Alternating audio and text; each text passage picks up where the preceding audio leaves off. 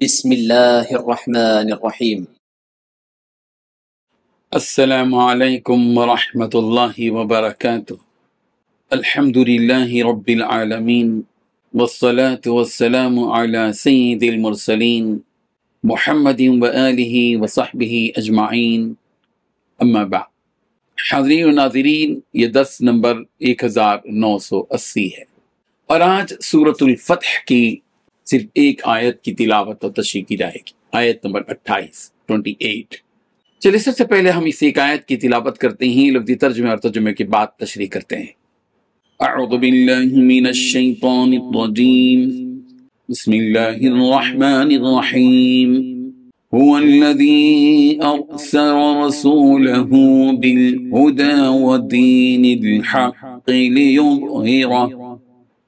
ليظهره على الدين كله وكفى بالله شهيدا صدق اللہ العظیم۔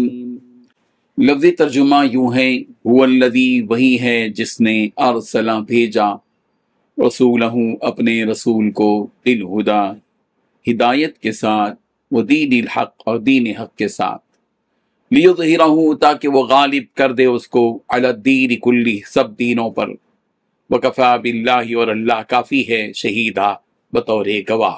ترجمہ یوں ہے، وہی ہے جس نے اپنے رسول کو ہدایت اور سچا دین دے کر بھیجا ہے تاکہ اسے ہر دوسرے دین پر غالب کر دے، اور اس کی گواہی دینے کے لیے اللہ کافی ہے۔ اس آیت میں 3 باتیں بیان کی گئی ہیں۔ پہلی بات، وہی ہے جس نے اپنے رسول کو ہدایت اور سچا دین دے کر بھیجا ہے۔ دوسری بات، تاکہ اس دین کو ہر دوسرے دین پر غالب کر دے۔ تیسری بات، اس بات کی گواہی دینے کے لیے اللہ کافی ہے۔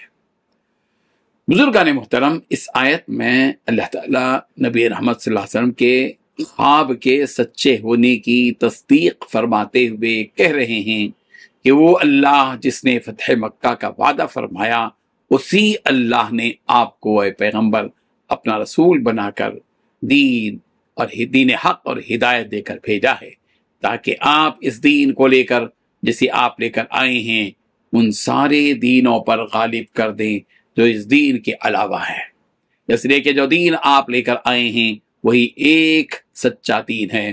ان الدین عند اللہ الاسلام، بے شک دین تو صرف اللہ کے ہاں صرف اور صرف دین اسلام ہے۔ اس کے علاوہ جتنے بھی ادیان ہیں وہ سب باطل ہیں، اور باطل کو ایک دن مٹنا ہی ہے۔ یہاں پر اللہ تعالیٰ نے آپ علیہ السلام کو رسول بنا کر بھیجنے کی بات کہی، لیکن اس میں فتح مکہ کا کوئی تذکرہ نہیں ہے۔ پھر یہ آیت کیسے فتح مکہ والے خواب کی تصدیق کرنے والی ہے؟ اس کا جواب یہ ہے کہ اللہ تعالیٰ نے آپ علیہ السلام کو مکہ فتح ہونے کا خواب دکھلایا، اور آپ اللہ کے رسول ہیں، اور جو اللہ کا رسول ہوتا ہے اس کا خواب کبھی جھوٹا نہیں ہوتا۔ رؤی الانبیاء وحی، اس لیے کہ انبیاء کے جو خواب ہوتے ہیں وہ بھی وحی کا درجہ رکھتے ہیں، لہذا جو خواب فتح مکہ کا دکھایا گیا وہ بھی سچ ہو کر رہے گا، مگر وہ کب ہوگا اس کی کوئی تعیین اللہ تعالیٰ نے نہیں کی۔ لہذا جب اللہ تعالیٰ نے اس کی کوئی تعیین نہیں کی تو پھر ہم لوگ اس کی کیوں تعیین کر رہے ہیں؟ اور جب تمہیں مکے میں داخل ہونے سے روک دیا گیا ہے تو تم اس واقعے سے، اس خواب کے جھوٹا ہونے کی باتیں مت کہو۔ اور اس آیت میں ایک اعتبار سے نبی رحمت صلی اللہ علیہ وسلم کو تسلی دی گئی ہے اس بات پر کہ جب صلح نامہ لکھا جا رہا تھا تو اس وقت یہ لکھا گیا تھا کہ یہ صلح محمد رسول اللہ کی طرف سے ہے، مگر سہیل بن عمرو نے یہ لکھنے نہیں دیا، اس کے بجائے آپ علیہ الصلوۃ والتسلیم کو محمد بن عبداللہ لکھنا پڑا۔ چنانچہ اللہ تعالیٰ اس آیت میں نبی رحمت صلی اللہ علیہ وسلم سے فرما رہے ہیں کہ اے نبی، یہ لوگ آپ کو نبی مانے یا نہ مانے، بہر صورت آپ نبی پر حق ہیں، اور ہم نے آپ کو ایک ایسا دین دے کر بھیجا ہے جو سارے دینوں پر غالب آنے والا ہے۔ جب عیسیٰ علیہ السلام کا نزول ہوگا اور وہ دجال کو قتل کر دیں گے تو اس دنیا میں صرف ایک ہی دین یعنی دین اسلام باقی رہے گا، لہذا آپ ان کی اس حرکت پر غمزدہ نہ ہوں۔ اللہ اس بات کی گواہی دینے کے لیے کافی ہے کہ آپ اس کے نبی پر حق ہیں، اور یہ دین اسلام ایک دن غالب آنے والا ہے۔ اگر کوئی اس پر یقین نہ کرے تو اس سے کوئی نقصان ہونے والا نہیں ہے۔ اللہ تبارک و تعالی ہم سب کو اس آیت کے معنی اور مطلب کو سمجھنے کی توفیق عطا فرمائے۔ آمین۔ وآخر دعوانا ان الحمد للہ رب العالمین۔